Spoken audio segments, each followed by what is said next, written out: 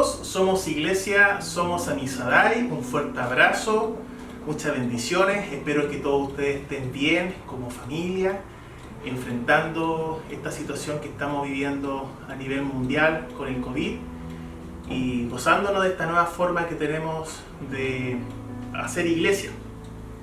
Esta semana hemos visto devocionales que se han relacionado con el tema de somos llamados a bendecir. Y sabe, hermano, una de las primeras palabras que uno aprende en el mundo cristiano es la palabra bendición.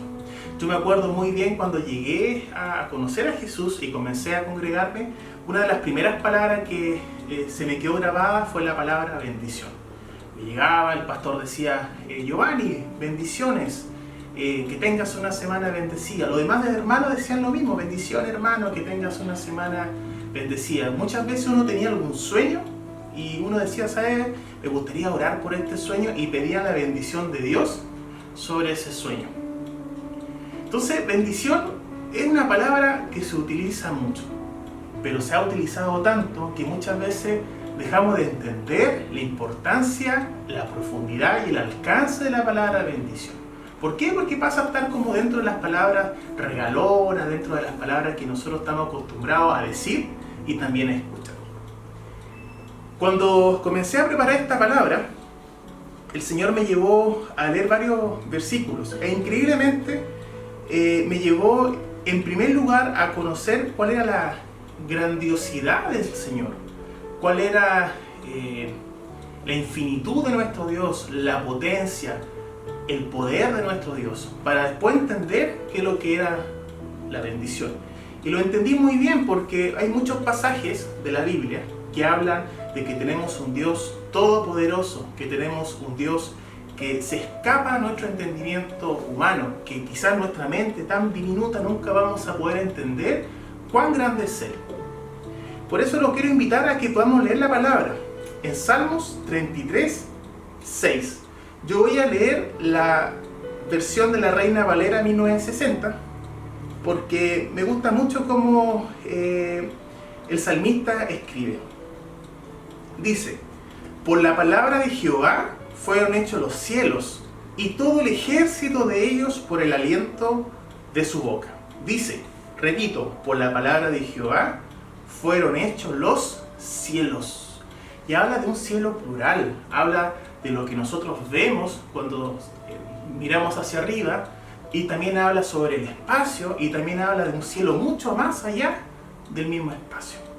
Esto nos habla de un Dios todopoderoso, un Dios creador, un Dios que crea todo, incluso por el poder de su propia palabra. Ahora, pensemos cómo era en aquella época.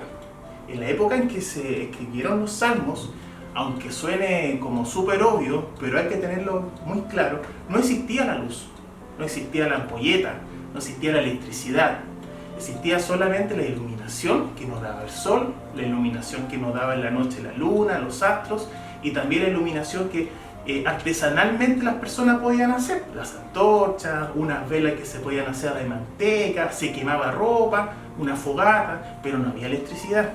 Entonces era un espectáculo para las personas ver en la noche millares de estrellas, ver en la noche la Vía Láctea. Y por eso los romanos, cuando miraban el cielo, decían, mira, parece un camino de leche.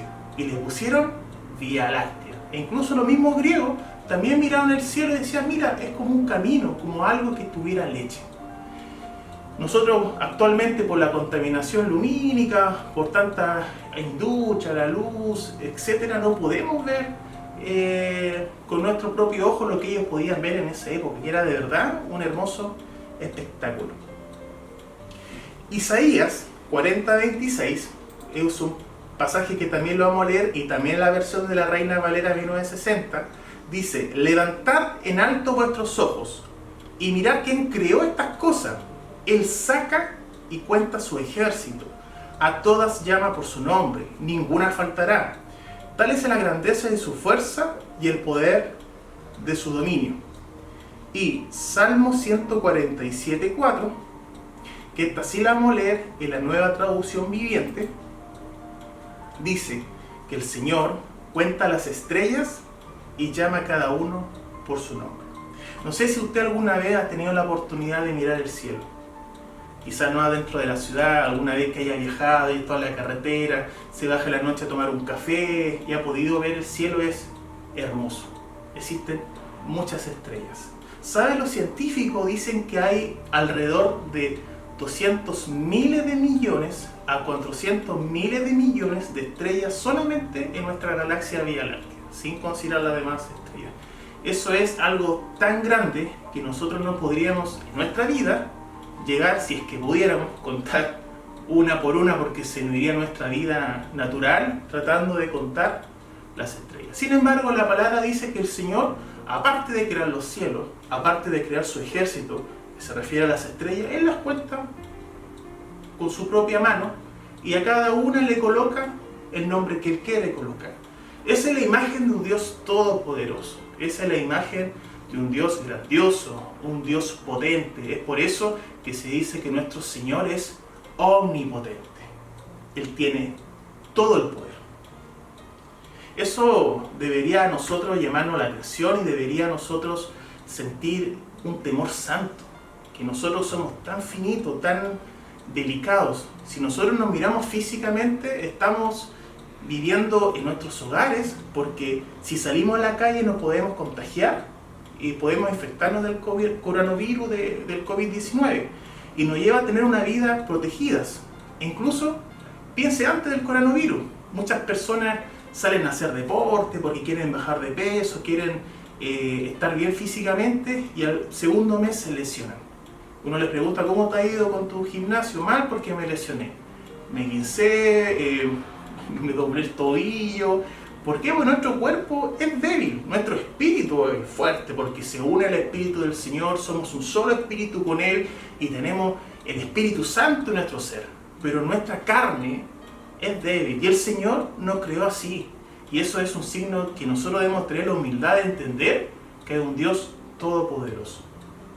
Ahora, lo bueno de todo esto, y esto lo grafica muy bien, una película que es muy bonita verla quizá en esta época de cuarentena, o en esta época que estamos haciendo un aislamiento físico con las demás personas, que son las Crónicas de Narnia, que son películas muy familiares que se puede ver con hijos, con sobrinos, como esté el grupo familiar haciendo su aislamiento físico o social, como algunos dicen. El autor de este libro grafica a Jesús como un león, y el león se llama Aslan. Una de los protagonistas de ese libro se llama Lucy, y Lucy, antes de conocer al león, le pregunta a una señora castora y le dice: ¿cómo es él? ¿Él es peligroso? Y la castora dice: ¿peligroso? Pero si es un león, obvio que es peligroso, pero Aslan es bueno. Y eso fue muy bien escrito en ese libro, porque obviamente el escritor era cristiano, y nos grafica cómo es nuestro Señor, que a pesar de ser omnipotente, a pesar de ser más grande que nuestra propia imaginación, Él es bueno. Él es bueno, es un Dios de amor, un Dios que nos ama, un Dios de gracia, un Dios de segunda oportunidades, un Dios que nos bendice. Y el Señor, cuando nos crea a nosotros, dice: ¿sabe? Mi omnipotencia es algo que me reservo. Yo soy Dios, yo me reservo la omnipotencia. Yo soy el único que puede crear un ejército en el cielo. Yo soy el único que la puede contar una por una. Y yo soy el único que puedo nombrar a cada una por su propio nombre. Tú no vas a poder hacer eso. Y a nosotros no nos entrega esa omnipotencia. A nosotros nos entrega la posibilidad sí de amar y la posibilidad sí de bendecir a otro. Y el Señor nos dice: ¿sabe? Pero de la misma forma que yo te amo a ti, y de la misma forma que di a mi hijo por ti, tú también vas a poder amar a otras personas. Pasó mucho tiempo desde que el salmista escribió la grandeza de nuestro Señor, la grandeza de la creación de sus cielos, la grandeza de la creación de su ejército de las estrellas. Vino Jesús a compartir con nosotros y nos enseñó muchas formas de bendecir. Y una de las formas que yo considero que es muy importante que la iglesia en este momento, y no solamente con el coronavirus, sino al momento que se está viviendo, es necesario que aprenda o que recuerde. Y eso lo encontramos en el capítulo 11 del libro de Juan. Leamos la Nueva Traducción Viviente.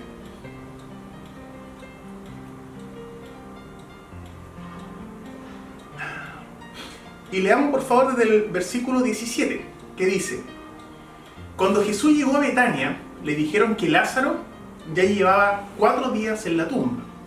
Betania quedaba solo a unos pocos kilómetros de Jerusalén, y mucha gente se había acercado para consolar a Marta y a María, esto por la pérdida de su hermano. Cuando Marta se enteró de que Jesús estaba por llegar, salió a su encuentro, pero María se quedó en la casa. Marta le dijo a Jesús: Señor, si tan solo hubieras estado aquí, mi hermano no habría muerto, pero aún ahora yo sé que Dios te dará todo lo que pidas. Jesús le dijo: tu hermano resucitará. Es cierto, respondió Marta, resucitará cuando resuciten todos en el día final. Jesús le dijo: yo soy la resurrección y la vida. El que cree en mí vivirá, aún después de haber muerto. Todo el que vive en mí y cree en mí jamás morirá. ¿Lo crees, Marta? Sí, Señor, le dijo. Le dijo ella: siempre he creído que tú eres el Mesías, el Hijo de Dios, el que ha venido de Dios al mundo. Luego Marta regresó a donde estaba María y los que se le lamentaban.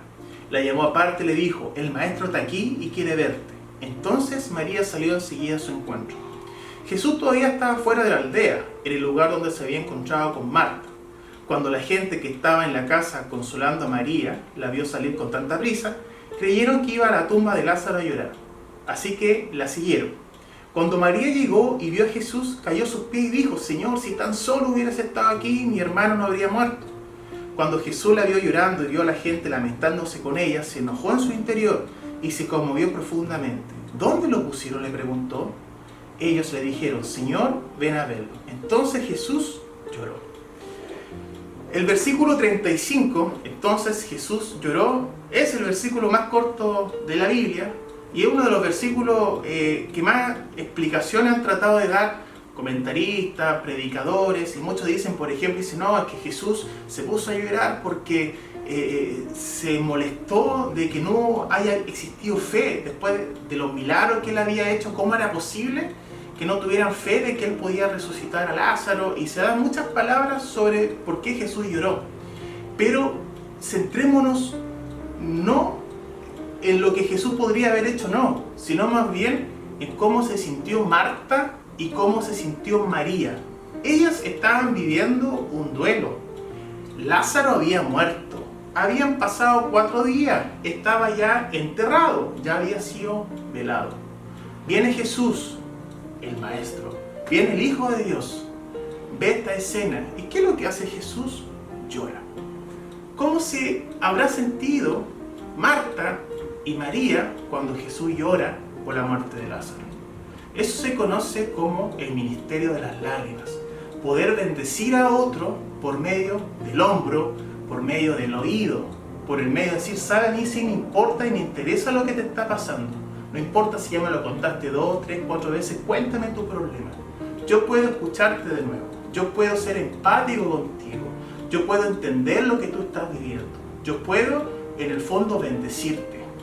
Existe ahora una frialdad en el mundo. Y muchas veces nuestra bendición se basa muchas veces con el culto del domingo, el abrazo, bendiciones, y nos dejamos de ver. Pero existe un ministerio que es sumamente importante, que es el ministerio de aprender a escuchar el sufrimiento, los problemas, la dificultad de las otras personas. También nos hemos puesto quizás muy fríos, porque decir: es que un hermano está con problemas. Bueno, podemos bendecirlo quizás económicamente, podemos bendecirlo de otras formas, pero existe una bendición que se da por medio de nuestro tiempo, por medio de nuestra entrega, por medio de nuestros hombros al poner la cabeza a la otra persona para que se pueda desahogar, y por medio de nuestros oídos al poder escuchar. Una de las cosas que más me llamó la atención cuando conocí a Jesús es que los siervos, las personas que muchas veces oraban por otras personas, algunas de ellas incluso se llegaban a quebrantar. Y era porque hacían tan presente el sufrimiento del otro que decía: yo te entiendo y yo sé cómo tú te sientes y yo quiero no solamente orar por ti, sino me quiero hacer parte de tu tristeza. Tú no estás solo. En este tiempo de pandemia, en este tiempo donde las personas algunas no la están pasando bien, es necesario ese ministerio. Es necesario llamar al hermano, es necesario preguntarle cómo estás, cómo te sientes. Es necesario más adelante poder tener un contacto cercano. Es necesario volver a cómo era la iglesia en los tiempos primitivos. Es necesario entender no solamente que Jesús lloró, sino que Marta dijo: Jesús, el Hijo de Dios, el creador de todas las cosas, está llorando. Entiende lo que para mí significaba Lázaro. Entiende lo que es vivir un duelo. Él me entiende, Él me comprende. Él se pone en mis zapatos y quiere caminar conmigo. Eso, hermano, es lo que necesitamos vivir como iglesia. No solamente un día domingo, sino todos nosotros. Y en eso me incluyo, porque nosotros muchas veces fallamos.